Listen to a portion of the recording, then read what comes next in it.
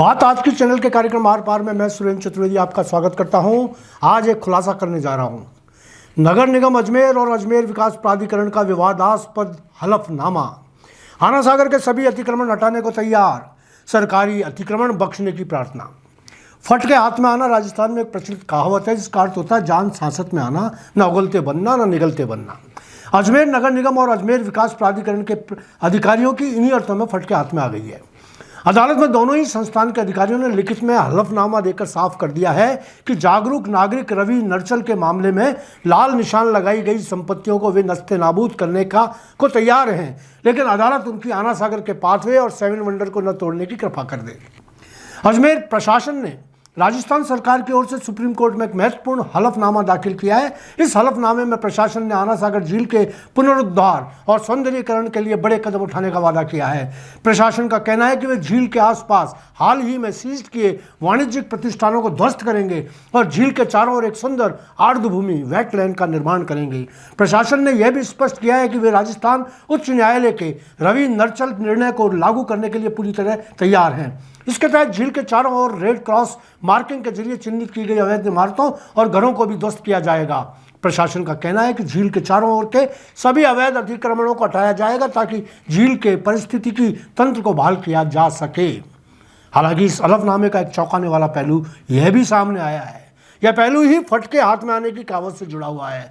पुख्ता सूत्रों के अनुसार प्रशासन ने सुप्रीम कोर्ट से अनुरोध किया है कि वे अजमेर के गांधी स्मृति उद्यान, लव कुश उद्यान, आजाद पार्क और 7 वंडर जैसे सरकारी प्रोजेक्ट्स में निर्मित स्थायी संरचनाओं को ध्वस्त करने के नेशनल ग्रीन ट्रिब्यूनल के आदेश को माफ कर दें।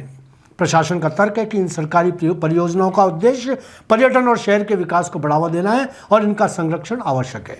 यहाँ आपको बता दूं कि एनजीटी ने हाल ही में इन सभी पार्कों और सार्वजनिक स्थलों में बने स्थायी निर्माणों को अवैध करार देते हुए ध्वस्त करने के आदेश दिए हुए हैं और इस पर सर्वोच्च न्यायालय ने किसी तरह का स्टे भी नहीं दे रखा।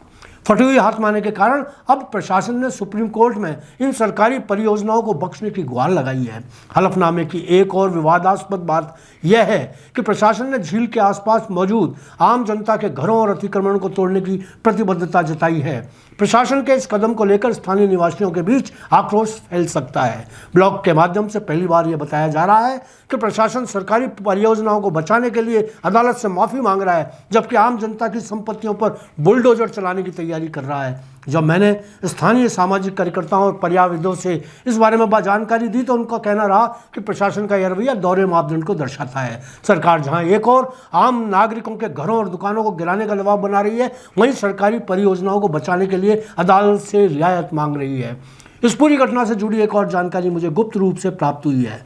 विभाग के एक विश्वसनीय अधिकारी के नाम न छापने की शर्त पर उन्होंने बताया कि प्रशासन ने कोर्ट में हलफनामा दायर करने से पहले इस रणनीति पर गुप्त चर्चा की थी। इसी चर्चा के दौरान तय हुआ कि सरकारी परियोजनाओं को बचाने के लिए सुप्रीम कोर्ट से माफी मांगी जाएगी और आम जनता के अतिक्रमण को हटाने के लिए कड़ी कार्रवाई की जाएगी। इस हलफनामे की जानकारी ब्लॉग के माध्यम से वायरल होने के बाद अजमेर में तनाव का माहौल बन सकता है। लोक दृष्टि में प्रशासन का यह कदम असमान और अन्यायपूर्ण है।